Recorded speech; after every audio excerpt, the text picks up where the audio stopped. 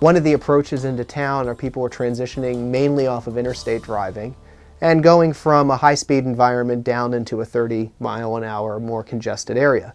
Wide road, downhill, transition from the interstate, everything that encourages a higher speed, not a slower speed. We put some medians in the middle of the road, and people slowed down. I think we've had a generation or two that has been trained to think like old school highway engineers. I mean, I joke sometimes, I think everybody in town wants to be a truck driver because, you know, we have to have really wide roads and wide shoulders, huge turning radius, and then people wonder why they aren't comfortable being a pedestrian. If New Hampshire DOT had come to town to do our standard project, first off, we wouldn't have worried about pedestrians. Parking, we're not too worried about that. That's an amenity. Sidewalks, yeah. We would have ripped the heart and soul out of the community. I've often been accused of being a shameless promoter of Littleton, New Hampshire. And I am, because it's where I grew up. It hasn't changed much. It really has not. It's still a gorgeous village, has a special feel to it. When I was growing up, you had Profido's Market, you had the library. The only bank in town was right there as well. Post office, it's got a grandiose, wonderful post office, which it got by accident. It was supposed to be built in Littleton, Massachusetts, and it got built in Littleton, New Hampshire. It's beautiful. And it used to be a great gathering spot. At least once a week, everybody would go to pick up packages, you know, that they'd missed during the week, and you'd see folks go into the post office, collect on the steps, talk to each other. And that's really one of the keys, is people move around in town. It's the center, it's the heart.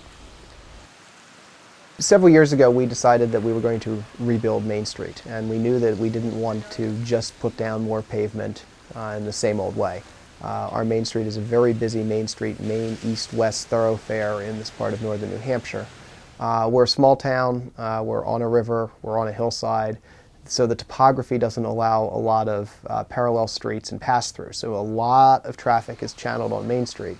We also have a lot of pedestrians on Main Street. It's a bustling shopping area. It continues to be stronger with that. So we have a lot of competing uses. We have through truck traffic, through car traffic, shoppers, pedestrians. And so we wanted to do something different, enhance the safety, enhance the comfort of the street. The argument that we used to use is we're making a transportation investment. We're using transportation dollars. We got to maximize that investment. It has to be good for 20 years. It has to move traffic through town as fast as possible and as much as possible. Does it? Isn't it for the pedestrians, the bicyclists, the people that live there, the businesses on Main Street that are wonderfully successful, that need the parking to survive? It's an investment in our future. We also really pulled in anybody who felt they had an interest. Main Street is the heart of the community, so everybody in town has some degree of connection to what's happening in downtown, and there's a real strong sense of ownership. Put people in places that they may have walked for 40 years, and we sat them there for 30 minutes and said, look around. And so the idea started bubbling up. The major change for us was trying some experiments. Government doesn't experiment. The expectation usually is you come up with an idea, it's fully hatched, and that's it.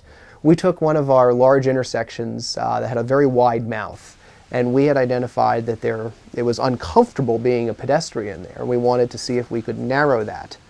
So for probably a couple $100 worth of material, some temporary curbing and some wood chips, we narrowed it for a little while. We actually learned some things from it, and it was interesting too, because normally when you make a change, you know, and what happens? You know, everybody attacks it. Where did that silly idea come from? And it was interesting to it was somewhat disarming to people to come back and say, that's a really good point. You're right. It doesn't allow for parking there, or maybe we didn't taper it the right way.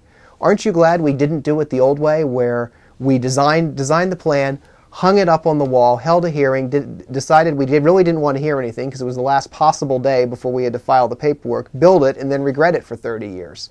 So, and we had a better idea at the end. When we did that first experiment, people were concerned that it was too narrow, vehicles were never going to be able to make the turn. How can I turn my truck around it? How do I turn my RV around it? Yeah, I can't park for the movies anymore. On the other side, people said, wow, I finally feel comfortable crossing that street. It was really wide. We started hearing from particularly some senior citizens who said, yeah, I never liked being out there because I felt exposed for so long. We heard from people who said, I love the idea. I hope that you build that out there. So it was the wide range of opinions, but everyone had an opinion, and they were pretty passionate about it. So it actually helped, I think, people become a little bit more aware of design and issues that they never consciously thought about before. One more experiment that we did was back-in angle parking. Another radical idea. We had the pictures and we showed why it could be safer because you're looking directly out when you leave, you're not looking through your vehicle. And again, kind of a foreign concept. People were very antsy about that. You know, we had the fear of, well, I'll just be backing into the neighbors' cars. So again, what we did is we did a demonstration. We took part of a municipal lot and we put up about half a dozen back-in angle spaces. And people just started using them. And people generally liked it. And it was one of those that once they tried it, it wasn't foreign. And people kind of ate their words and said, wow, that wasn't so bad. And I liked it a lot better getting out. Change is difficult. Change in northern New England can be very difficult sometimes. So I think we brought some more people on board, and others are going to sit with their arms folded, stomping their feet, no matter what we do. Absolutely, there's resistance. There are folks who will say, liability. Oh my heavens, we're going to be sued. That's a big resistance point. And it's not just the lawyers, it's also the engineers. And I guess that's based in the fact that if you don't design for the maximum, then in fact, if anything happens, you're liable. Liability only means that you are reasonable, prudent, make cautious decisions, and document your thought process. Calling it and approaching it as an experiment rather than a done deal, final decision of government, I think it lowered the anxiety level a little bit to try it. And the great thing is people loved it. There have been times when I've been, I got to go through Littleton because I'm going to Lancaster, when I'll start driving down Main Street and I'll say, oh boy, they're having a sale at Cheddar's and I can get penny candy half off. And I'll stop. That's not a bad thing. It's not a bad thing. Even if you're a through motorist, taking that half an hour, 15 minutes, we're all too busy, we're all running too fast. So maybe if we stop for 15 minutes and go get some penny candy, maybe we've kind of reduced our stress level and maybe we're going to enjoy the rest of the day more. Through traffic is important, but it can't be our primary motivation for what we do.